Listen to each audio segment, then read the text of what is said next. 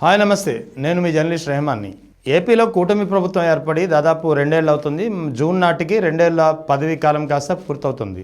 So ఈ తరుణంలో ప్రధానంగా కూటమి ప్రభుత్వంపై ఎలాంటి ఆరోపణలు వస్తున్నాయి, కూటమి ప్రభుత్వం ఎంత సమర్థవంతంగా పనిచేసింది, ఎన్ని విమర్శలు వస్తున్నాయి, ఆ విధానాలు ఎలా ఉన్నాయి అనేది కాసేపు పక్కన పెడదాం. కానీ ఇప్పుడు ప్రధానంగా కూటమి ప్రభుత్వానికి కొత్తగా ఒక చిక్కు వచ్చి పడుతోంది. అది ప్రధానంగా క్యాబినెట్ రీషఫిల్. త్వరలో క్యాబినెట్ పునర్వ్యవస్థీకరణ జరుగుతుంది అనేది చాలా కాలంగా వినిపిస్తుంది. కొత్తగా ఇప్పుడు మరో 5 నెలల్లో 2 ఏళ్ల పాలన పూర్తవుతున్న నేపథ్యంలో ఖచ్చితంగా అతి త్వరలోనే, అంటే శివరాత్రి తర్వాత లేదా ఉగాది తర్వాత క్యాబినెట్ అనేది పునర్వ్యవస్థీకరిస్తారు. కొంతమందికి మంత్రి పదవులు పోతాయి, మరికొంతమంది ఎవరైతే మంత్రి పదవులు ఆశిస్తున్నారో వీరికి మంత్రి పదవులు దక్కుతాయి అనేది ఒక ప్రధానంగా వినిపిస్తున్నటువంటి మాట. ఇప్పుడు ఈ మంత్రివర్గ పునర్వ్యవస్థీకరణ ఇప్పుడు కూటమి ప్రభుత్వంలో ఒక పెద్ద సవాల్గా మారింది. ఎందుకంటే కుల సమీకరణాలు ఈక్వల్ చేయాల్సి ఉంటుంది, జిల్లాల ప్రాతినిధ్యం సమతూకం చేయాల్సి ఉంటుంది. సో ఈ క్రమంలో ముఖ్యంగా ఉత్తరాంధ్రను పరిశీలిస్తే ఉత్తరాంధ్రలో మొత్తం 6 జిల్లాలు ఉన్నాయి.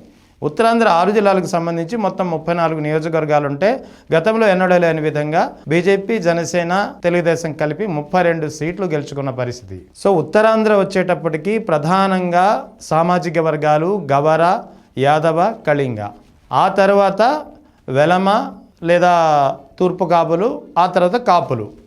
సో మొత్తానికి గణనీయమైనటువంటి క్యాస్ట్ ఫ్యాక్టర్ ఈ సామాజిక వర్గాలు.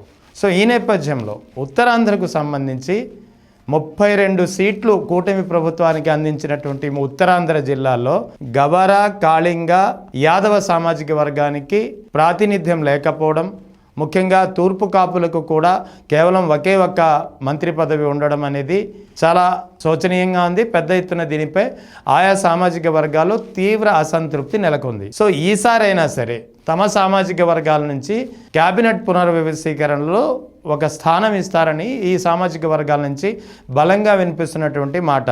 ముఖ్యంగా సీనియర్ ఎమ్మెల్యేలు ఉన్నారు చాలామంది. ముఖ్యంగా ఇచ్చాపురం నుంచి అయితే బెందాలం అశోక్ కళింగ సామాజిక వర్గానికి ప్రాతినిధ్యం వహిస్తున్నారు, అత్యంత బలమైన సామాజిక వర్గం. అంతేకాకుండా ఈ నియోజకవర్గం నుంచి హ్యాట్రిక్ విన్ సాధించినటువంటి ఎమ్మెల్యే. సో అతన్ని ఈసారి గట్టిగా మంత్రివర్గ పునర్వ్యవస్థీకరణ జరిగితే ఖచ్చితంగా మంత్రి పదవి కోరుకునే వ్యక్తుల్లో తాను మొదట ఉండాలని అతను కోరుకుంటున్నాడు.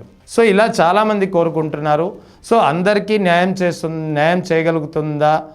అందరినీ న్యాయం చేయలేకపోతే ఈ ఎమ్మెల్యేలో ముఖ్యంగా ఈ సామాజిక వర్గాల్లో ఇప్పటికే ఉన్నటువంటి అసంతృప్తి ఎలాంటి పరిణామాలకు దారితీస్తుందనే ఒక భయం ఇప్పుడు చంద్రబాబు నాయుడుకు వెంటాడుతోందని చెప్పవచ్చు. అందుకే క్యాబినెట్ రీషఫిల్ అనగానే మంత్రుల్లో ఎలాంటి ఉత్సుకత, ఎలాంటి ఆసక్తి ఉంటుందో మంత్రి పదవి ఆశించే వారిలో, అదేవిధంగా అదే సమయంలో చంద్రబాబు నాయుడు కూడా ఒక తలనొప్పిగా మారనుంది. అలాగని చెప్పి మంత్రివర్గ పునర్వ్యవస్థీకరణ చేయకపోయినా సరే పెద్ద ఎత్తున సమస్య పడే ప్రమాదం ఉంది. సో ఇటు ఏ కులాలైతే గత ఎన్నికల్లో వెన్నంటి నిలిచాయో ఆ కులాలకు ప్రాతినిధ్యం లేకపోతే రానున్న ఎన్నికలను ఎలా ఫేస్ చేస్తారు?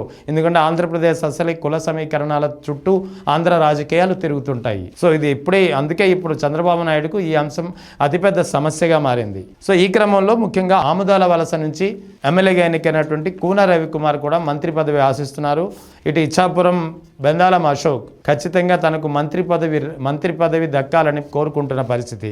ఇక విజయనగరం జిల్లాకు సంబంధించి కొండపల్లి శ్రీనివాస్, ఆ తర్వాత పార్వతీపురం మన్యం జిల్లా నుంచి గుమ్మడి సంధ్యారాణి, ఈ ఇద్దరు ఖచ్చితంగా మంత్రి పదవి కోల్పోయే ప్రమాదం లేకపోలేదు.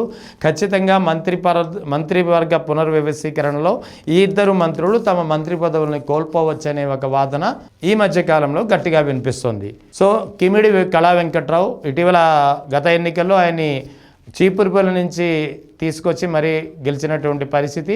కిమిడి కళా వెంకట్రావు గతంలో ఏపీ టీడీపీ అధ్యక్షుడిగా పనిచేశారు. ఖచ్చితంగా ఈసారి మంత్రి పదవి ఇస్తే అదే తన రాజకీయ జీవితానికి అదే చివరి అవకాశం కావచ్చనే భావనలో ఆయన ఉన్నారు. ఇక బొబ్బిలి నుంచి బేబీ నాయన గట్టిగా మంత్రి పదవి కోరుకుంటున్నారు. ఎందుకంటే పూసపాటి రాజవంశీయులకు బొబ్బిలి రాజవంశీయులకు ఒక ఆధిపత్య పోరు ఉంటుంది.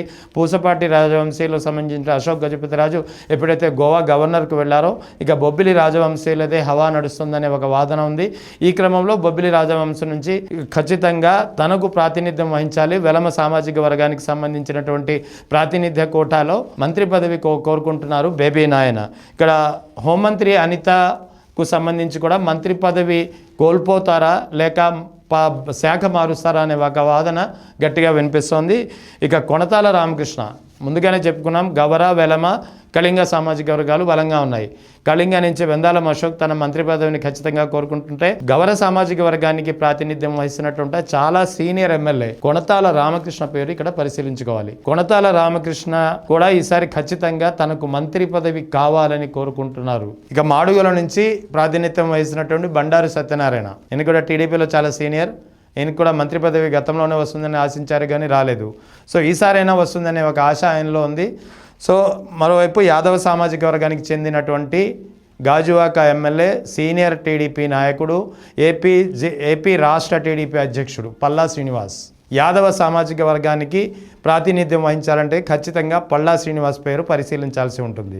సో పల్లా శ్రీనివాస్ ఖచ్చితంగా ఇప్పటికే సీనియర్ ఎమ్మెల్యే చాలాసార్లు నెగ్గారు, ఖచ్చితంగా తనకు మంత్రి పదవి కావాలని కోరుకుంటున్నారు. ఇక కాపు సామాజిక వర్గం నుంచి మరో బలమైన MLA senior MLA Ganta Srinivasarao Kapu సామాజిక వర్గానికి ప్రాతినిధ్యం వహించాలనే క్రమంలో భాగంగా తనకు మంత్రి పదవి కేటాయించాలని చెప్పి గంటా శ్రీనివాస్ కోరుకుంటున్నారు.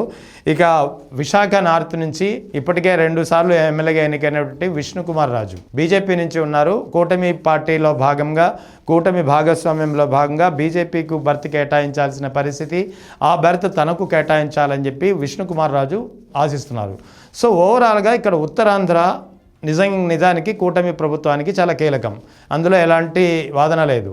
ఎందుకంటే 34 నియోజకవర్గాల్లో 32 నియోజకవర్గాలు కూటమి పార్టీలే గెలుచుకున్నాయి. అదే సమయంలో ఉత్తరాంధ్రలో ప్రధానమైనటువంటి బలమైనటువంటి సామాజిక వర్గాలు గవర కళింగ సామాజిక వర్గాలు. ఈ సామాజిక వర్గాలకు ప్రాతినిధ్యం లేకపోవడం, ఈ సామాజిక వర్గాలకు సంబంధించినటువంటి మంత్రి పదవి క్యాబినెట్లో లేకపోవడంతో ఒక అసంతృప్తి బలంగా ఉంది. సో అదే సమయంలో ఉత్తరాంధ్ర నుంచి బలమైన నేతలు కొనతాల రామకృష్ణ కావచ్చు, పల్లా శ్రీనివాస్ కావచ్చు, తర్వాత కిమిడి కళా వెంకట్రావు కావచ్చు, ఇక చాలా బీజేపీ నుంచి అయితే విష్ణుకుమార్ రాజు కావచ్చు, బండారు సత్యనారాయణ కావచ్చు, ఇలా చాలామంది నేతలు, ఇచ్చాపురం నుంచి బెందాలం అశోక్ కావచ్చు, చాలామంది ఎమ్మెల్యేలు సీనియర్ ఎమ్మెల్యేలుగా ఉన్నారు. వివిధ బలమైన సామాజిక వర్గాలకు ప్రాతినిధ్యం వహిస్తున్నారు. ఈ సామాజిక వర్గాలకు న్యాయం చేయాలంటే ఖచ్చితంగా అక్కడ క్యాబినెట్ రీషఫ్లో వీరికి భాగస్వామ్యం కల్పించాలి. మరి ఇప్పుడు ఉన్నటువంటి ఉత్తరాంధ్రలో దాదాపు 5 మంత్రి పదవులు ఉన్నాయి. ఈ 5గురిని తొలగిస్తే కానీ ఈ అందరినీ అకామిడేట్ చేయాలనే పరిస్థితి. అందుకే ఇప్పుడు చంద్రబాబు నాయుడుకు ఉత్తరాంధ్ర నుంచి మంత్రివర్గ పునర్వ్యవస్థీకరణలో ఉత్తరాంధ్రకు ఒక ప్రాతినిధ్యం, ఒక ప్రాధాన్యత కల్పించాలంటే ఏం చేయాలో తోచని పరిస్థితి. అలాగని ఉత్తరాంధ్రను తిరిగి అలాగే పక్కన సైడ్ లైన్ పెడితే మాత్రం అది ఇప్పటికే ఉన్నటువంటి అసంతృప్తి మరింత పెరిగే ప్రమాదం లేకపోలేదు. సో అందుకే ఇప్పుడు చంద్రబాబు నాయుడు ముందు క్యాబినెట్ రీషఫిల్ అనేటప్పటికీ ఉత్తరాంధ్ర ఒక పెద్ద సమస్యగా మారనుంది.